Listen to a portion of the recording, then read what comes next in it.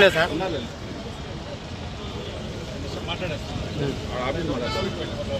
జనం ఉన్న మాట ఒకసారి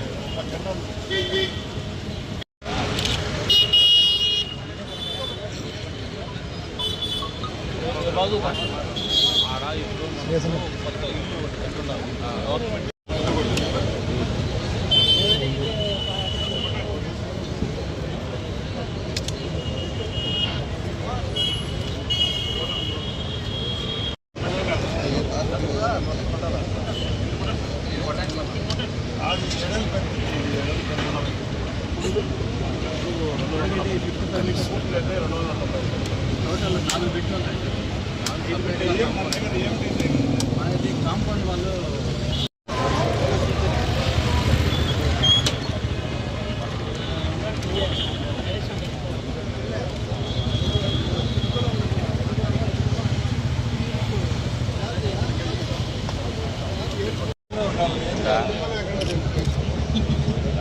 ఇచ్చేదానికి బాగా తీసుకోవాలి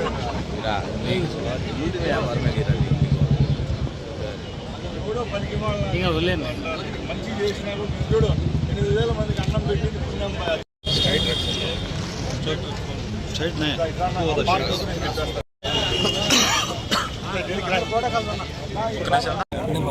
కూటమి ప్రభుత్వం ఏర్పాటైన తర్వాత రాయచోటి నియోజకవర్గంలో ఎన్నో అభివృద్ధి కార్యక్రమాలు చేపట్టడం జరిగింది.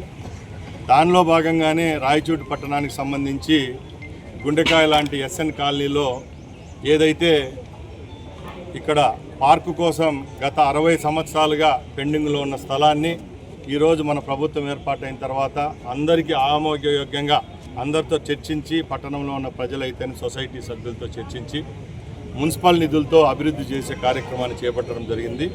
దానిలో భాగంగానే మొట్టమొదటిగా 49 లక్షల రూపాయలు మున్సిపల్ అడ్మినిస్ట్రేషన్ నుంచి పార్క్ కోసం కేటాయించి రిజర్వ్ చేశాం. ఈరోజు ఇక్కడ బోరు కూడా వేయడం జరిగింది. వచ్చే 6 నెలల్లోనే ఎస్ఎన్ కాలనీలో అధునాతనమైన సౌకర్యాలతో వాకింగ్ ట్రాక్ పార్కు నిర్మాణం చేపడతాం. అలాగే రాయచోటి పట్టణానికి సంబంధించి సుందరీకరణ పనులు కూడా జరుగుతూ ఉన్నాయి. ఎక్కడెక్కడ సర్కిల్ ఉన్నాయో అక్కడ పెండింగ్ ఉన్న పనులు అయితేనే, అలాగే సిమెంట్ రోడ్ల నిర్మాణం ఎక్కడెక్కడ పెండింగ్ ఉన్నాయో అవి కూడా చేపట్టడం జరిగింది. అలాగే ముఖ్యంగా రాయచోటికి సంబంధించి చాలామంది ప్రజల్లో నీటి సమస్య గురించి చర్చ జరుగుతూ ఉంది. దానిలో భాగంగానే రాయచోటికి గత ప్రభుత్వాల్లో గత 15 సంవత్సరాలుగా ఏదైతే వెలుగులు వాటర్ స్కీమ్ 1వ స్కీము వాటరు రాయచోటి పట్టణానికి వస్తున్నాయి, అదే విధంగా 2వ లైన్ కూడా తీసుకొచ్చేదానికి ముఖ్యమంత్రి గారు ఒప్పుకున్నారు. దాని మీద కూడా ఆ డిజైన్ మీద ఈరోజు అధికారులతో మాట్లాడడం జరిగింది. తప్పకుండా రాయచోటికి రోజుకు 2 రోజులకు ఒకసారి నీళ్ళు ఇచ్చే విధంగా ఈ ప్రభుత్వంలోనే ఈ వచ్చే 1.5 సంవత్సరంలో చర్యలు తీసుకుంటాం.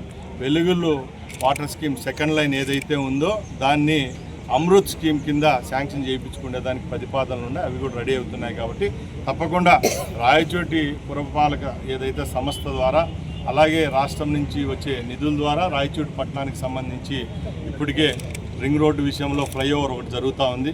అలాగే ఎడం పక్కల ఏదైతే ఉందో దానికి సంబంధించి చల్లంపల్లి రింగ్ రోడ్డుకు అది కూడా పెండింగ్ చాలా 10-14 సంవత్సరాల్లో ఉండడం, అక్కడ కూడా ల్యాండ్ అక్విజిషన్ 9 కోట్ల రూపాయలు పెండింగ్ ఉండడం, దానికి కూడా కలెక్టర్ గారి దగ్గర నిధులు కూడా ఏర్పాటు చేయడం జరిగింది. అది చేస్తే చుట్టుపక్కల రౌండ్గా ఉండే రింగ్ రోడ్డు పనులు కూడా అధునాతంగా రెడీ అయిపోతాయి. అలాగే రాయచోటిలో డ్రైనేజ్ వ్యవస్థ ముఖ్యంగా, అలాగే ఎలక్ట్రిసిటీ పాత పోల్లు కన్వర్షన్ కూడా ఏపీఎస్పీడీసీఎల్ అధికారుల దగ్గర ఎస్టిమేట్ రావడం జరిగింది. ఆ పనులు కూడా మొదలు పెడతామని తెలియజేస్తాం. వచ్చే 2-3 నెలల్లో పురపాలక ఎన్నికలు వస్తూ ఉన్నాయి. దానిలో భాగంగానే నిన్నటి రోజున రాష్ట్ర వ్యాప్తంగా గెజిట్ నోటిఫికేషన్ రిలీజ్ చేయడం జరిగింది. అది డీలిమిటేషన్ కమిటీ అంటారు. ఆ డీలిమిటేషన్ కమిటీలో ప్రతి ఒక్క మున్సిపాలిటీలో ఉన్న జనాభా ప్రాతిపదికన వార్డుల యొక్క విభజన జరిగేదానికి ఎన్నికల సంఘం, పురపాలక శాఖ, అలాగే అడ్మినిస్ట్రేషన్ జీఏడీ నుంచి కూడా నేను నోటిఫికేషన్ వచ్చింది. దానిలో భాగంగానే ఈసారి రాయచోటి పట్టణంలో అందరికీ ఏ విధమైన సమస్యలు లేకుండా ఎక్కడెక్కడ ఏ వార్డులు ఉన్నాయో వార్డుల్లో కూడా సమస్యలు చాలా ఉన్నాయి. ఆ రోజు ఆ ప్రభుత్వంలో వార్డు డివిజన్లోనే చాలా తప్పులు జరిగాయి. ఒక వార్డే 4 ప్రాంతాల్లో ఉండే పరిస్థితి వచ్చింది. ఆ ఓట్లు వేసుకునేటప్పుడు కూడా అక్కడ ఉన్న కార్పొరేటర్ని ఎన్నుకున్నప్పుడు వాళ్ళ సమస్యలు చెప్పుకునేదానికి కూడా చాలా సమస్యలు ఉన్నాయి. ఇప్పుడు 44 వార్డులు కావడం జరిగింది కాబట్టి 1వ వార్డు నుంచి 44వ వార్డు వరకు రాయచోట్లో ఉన్న అన్ని వార్డులను ప్రక్షాళన చేసి ప్రజలకు ఏ విధంగా మంచి జరుగుతుందో అదేవిధంగా వార్డుల యొక్క పునర్విభజన జరుగుతుంది.